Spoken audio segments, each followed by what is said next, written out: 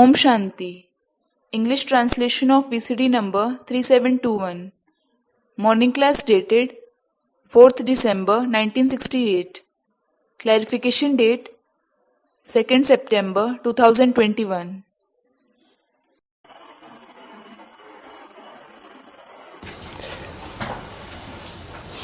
प्रातः क्लास चल रहा था 4/12/1968।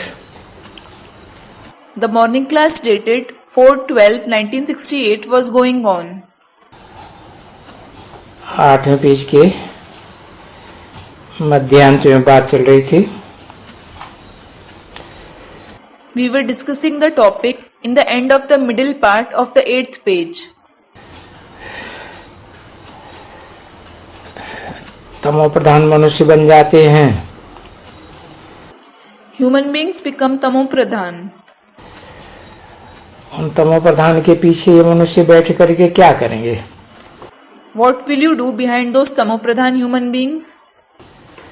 तमो प्रधान राजाई तो बुद्धि भी है तमो प्रधान। The kingship is tamo pradhan, so the intellect is also tamo pradhan. तो फिर इनकी ऐसी बुद्धि होती है। So, their intellect becomes such. बाबा को टोली याद आ गई। Baba was reminded of Toli. तो तुम्हारा पाप सब कट जावे। So, all your sins will be destroyed. और कोई उपाय है नहीं। There is no other method to destroy sins. नहीं तो कोई बतावे उपाय। Otherwise, let someone tell you about it. अच्छा, गंगा घाट पर जन्म जन्मांतर जाते रहे हो। Acha, you have been going to the banks of the Ganges for many births. अरे पानी तो सभी जगह होता है ना। Arey, there is water everywhere, isn't there? यही बरसात का पानी है जो सभी जगह आती है। It is this very rain water that falls everywhere. तो उस पानी में स्नान करने से कभी कोई मुक्ति को थोड़ा ही पाते हैं। No one ever attains liberation by bathing in that water. ना, कभी भी नहीं। No, never. पानी से कभी कोई मुक्ति होती है क्या? Does anyone ever attain liberation through water? ये समझना तो बिल्कुल ही बेसमझी है। To think this is complete ignorance. सो भी कोई एक थोड़ी गंगा का पानी। That too, it isn't about just the water of the Ganges. पीते हैं या नहाते हैं या करते हैं। They drink it, bathe in it, or do something else. नहीं, No. पानी माना ही पानी। पानी में मतलब स्नान करो और मुक्ति हो जाए। Water means just water. You will attain liberation just by bathing in water. अब ये ऐसी कोई बात हो सकती है क्या कि पानी में स्नान करने से कोई की मुक्ति हो जाए? Well, is it possible that someone would be liberated just by bathing in water? पानी पीते हैं। They drink water. पानी गंगा में आता है, नदियों में आता है। ये सब नदियां पानी पानी ही है ना। It comes from the Ganges, from rivers. All these rivers are just full of water, aren't they? और ये गंगा का जल कोई सब जगह रखा हुआ है क्या? And is the water of the Ganges available everywhere? नहीं रखा हुआ है। It isn't. अरे पानी तो विलायत में नहीं मिलता है क्या? Arey, don't they get water abroad? तो यहाँ तो बहुत ही राजे वैष्णव बहुत पक्के ये अनुभव बाबा बताते हैं। Here, there are many kings, Vaishnavas, who are very firm in their religion. Baba tells this experience. वो विलायत में जाते थे ना स्टीमर में, तो स्टीमर में गंगा का पानी जाता है। When they went abroad, the water of the Ganges went with them in the steamer. उनके पास ले जाते थे They used to take it for them. और फिर जाते ही रहते। They kept going. तो ऐसे भी बाबा ने राजाएं देखे हैं। Baba has seen such kings as well. Ganga के पानी का इतना बहुत महत्व रखते हैं। They value the water of the Ganges very much. बाकी क्या कोई विलायत में पानी नहीं मिलता है क्या? As for the rest, don't they get water abroad? वो भी तो पानी सागर का ही होता है। That is also the ocean water. पानी तो सागर से ही निकलता है ना। Water certainly comes from the ocean alone, doesn't it? 4/12/1968 की प्रातः क्लास का 9वां page. 9th page of the morning class dated 4/12/1968.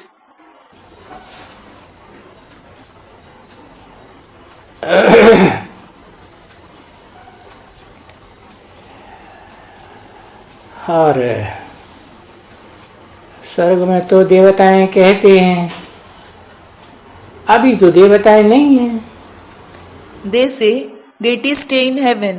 Now the deities certainly don't exist. अब नहीं है, अभी देवता बनते हो तुम। They aren't present. Now it is you who become deities. बाबा को कहते हैं, You tell Baba,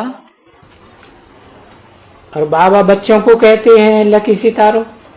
and Baba calls the children lucky stars. बरोबर सितारे कहते हैं ना। He certainly calls them stars, doesn't he? क्योंकि वो आत्मा तो जो ये स्टार्स हैं आसमान में उनसे भी बहुत छोटी होती है ना।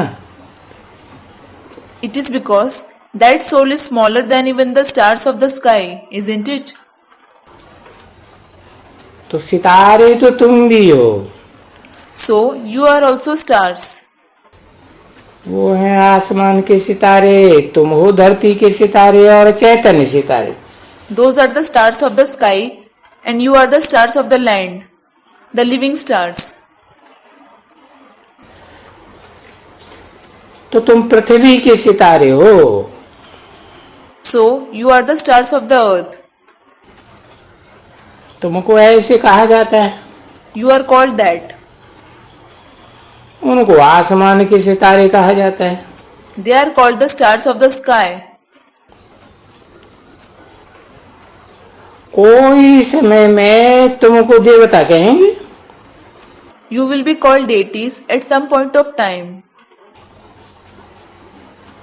उन आसमान के सितारों को देवता तो नहीं कहेंगे ना।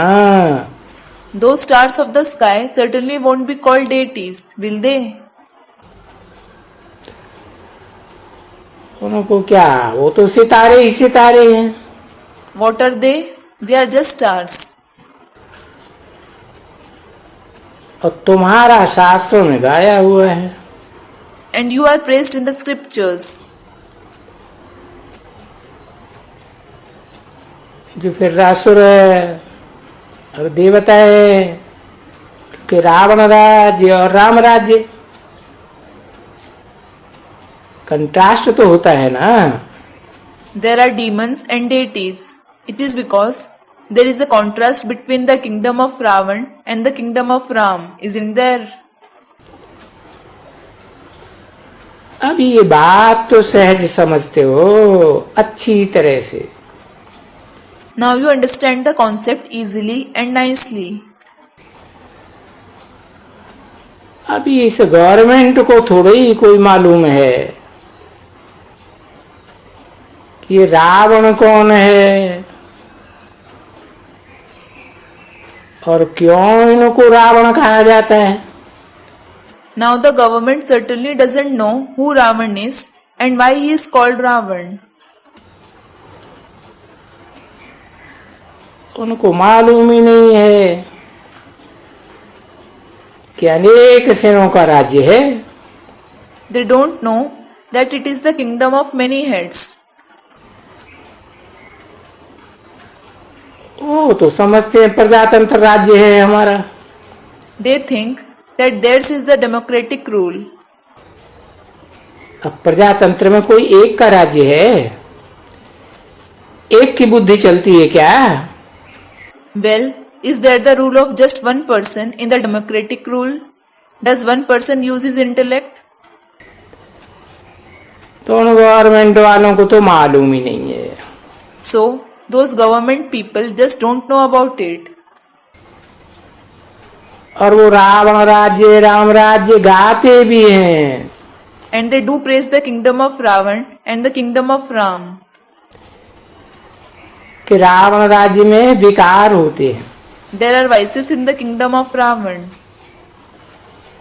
विकार होते हैं तो वर्षा तो होता है ना। There are vices there. So, it is certainly the inheritance, isn't it? और राम राज्य में स्वर्ग की बादशाही। And you receive the emperorship of heaven in the kingdom of Ram. और उसके लिए अभी जितना याद करेंगे इतना सतोप्रधान बनते जाते हो। Now, the extent to which you remember in order to receive the emperorship, you keep becoming Satopradhan to that extent. तो याद भी करेंगे और दैवी गुण भी धारण करेंगे और औरों को भी समझाएंगे। So, you will remember, assimilate divine virtues as well as explain to others. कि भाई याद करो, दैवी गुण धारण करो। Remember the Father, assimilate divine virtues.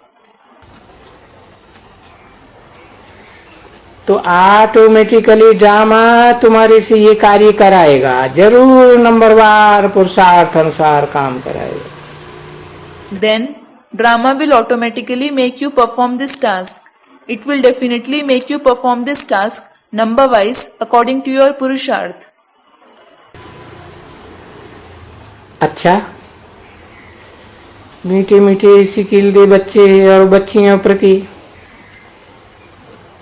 हाँ, बाबा तो सब कहेंगे रूहानी बच्चों प्रति। Acha, to the very sweet, long lost and now found sons and daughters.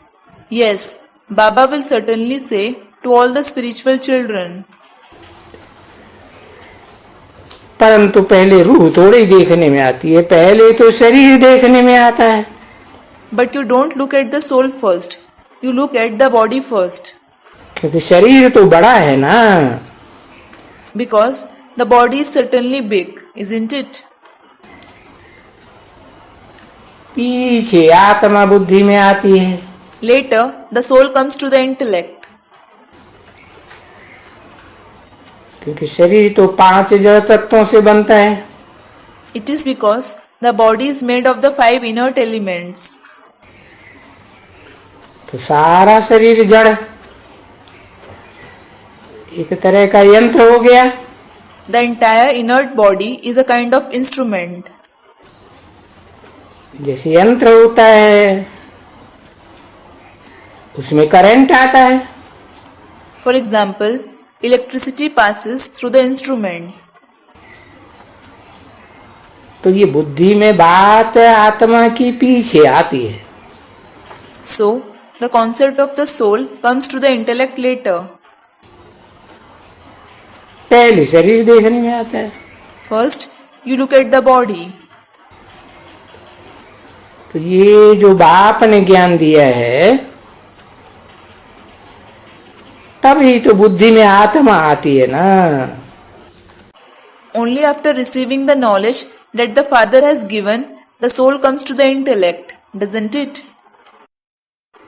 नहीं तो मनुष्यों की बुद्धि में तो आत्मा आती ही नहीं है, देह ही देखने में आता। Otherwise, the soul doesn't come to the intellect of the human beings at all. They just look at the body. बात आकर बताते हैं कि तुम आत्मा हो। The Father comes and says that you are a soul. जिनको देह देखने में आता है उनको कहा जाता है देह अभिमानी। Those who look at the body are called body conscious. और जिनको आत्मा देखने में आती है उनको कहेंगे आत्मा अभिमानी। And those who look at the soul will be called soul conscious. तो देह अभिमानी और आत्मा अभिमानी की बात, दोनों बातें बाबा अभी बताते हैं। So, Baba tells you about both the things, body consciousness and soul consciousness now.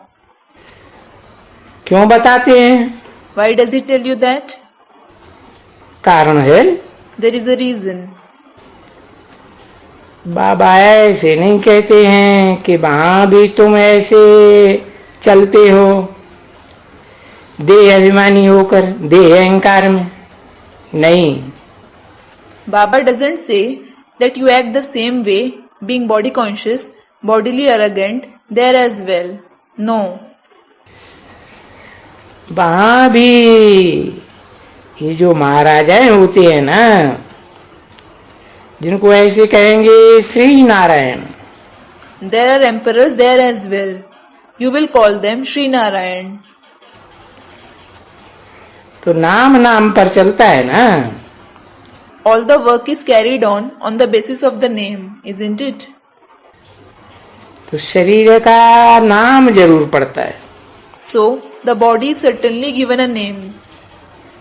तो इस समय में क्यों तुम बच्चों को कहते हैं कि आत्माभिमानी बनो, अपन को आत्मा समझो? Why does he tell you children to become soul conscious, to consider yourself a soul at this time? क्योंकि तुमको आत्माओं के लोक में वापस जाना है। It is because you have to go back to the soul world. बस। That's it. और यही एक समय है, कलयुग के अंत और सतयुग के आदि का टाइम, संगम युग, जो वापस जाने के लिए बाप को तुमको समझाना पड़ता है। This is the very time, the end of the Iron Age and the beginning of the Golden Age, that is, the period of the Confluence Age, when the Father has to explain to you to go back home. समझा? Understood? हाँ, देह अभिमानी बनाने के लिए भी अभी तुमको समझाते हैं। Yes, he explains to you now in order to make you soul conscious. कि कब देह अभिमानी बनते हैं और कब आत्मा अभिमानी बनते हैं। He explains when you become body conscious and when you become soul conscious. नहीं तो बिगर देह के अभिमान, Otherwise, without the consciousness of the body, नाम के कामकाज कैसे चलाएंगे? नाम के बगैर how will you perform tasks without a name? तो वहां नई दुनिया में भी तो नाम रूप में तो आते हो। You are aware of the name and form even there in the new world. परंतु वहां, But there, यहाँ जो पवित्र बनते हो ना, you become pure here, don't you? तो तुम्हारी बैटरी चार्ज हो जाती है। So, your battery is charged. तो फिर वहां तुमको दुख नहीं होता है। Then you don't have sorrow there. बाकी तो नाम रूप बगैर कैसे चलेगा? As for the rest, how will tasks be performed without a name and form? यहाँ सिर्फ कहा जाता है कि बच्चे अभी अपन को आत्मा समझ है, बाप को याद करो। Here it is only said, children, consider yourselves to be a soul and remember the Father now. क्योंकि फिर तो कभी भी कोई भी युग में बाप बगैर ये ज्ञान कोई देता ही नहीं है। It is because no one except the Father ever gives you this knowledge in any other age. न देवताएं देते हैं, न ऋषि मुनि देते हैं, न कोई मनुष्य मात्र, न कोई धर्म पिता है। Neither the deities give it, nor do the sages and saints give it. Neither any human beings give it, nor do any religious fathers give it. और न ही जरूरत है न दरकार है। And you don't have the need, the necessity of it either. बाकी ये है कि नाम बगैर कोई सृष्टि चलेगी क्या? नहीं। As for the rest, will the world continue without name? No. वो तो जरूर चलेगी। It, that is the name, will certainly continue. Lakshmi Narayan, Ram Sita वगैरह वगैरह ये नाम तो सबके हैं ना। All of them have names like Lakshmi Narayan, Ram Sita, etc., don't they? तो अभी कहते हैं कि अपन को आत्मा समझो और बाप को याद करो, तो तुम पावन बन करके और फिर जा करके ऊंच पद पाएंगे। So now he says, consider yourselves to be a soul and remember the Father. Then you will become pure and go and attain a high position. अच्छा, मीठी मीठी सिकिल रूहानी बच्चों प्रति रूहानी बाप व दादा का दिल व जान से करो प्रेम से याद प्यार। Good morning. Acha, remembrance, love and good morning with the heart and spirit, affection and love from the spiritual father and dada to the very sweet, long lost and now found spiritual children. मीठी मीठी sickle दे बच्चों प्रति रूहानी बाप की नमस्ते। Greetings from the spiritual father to the very sweet, long lost and now found children. Om Shanti.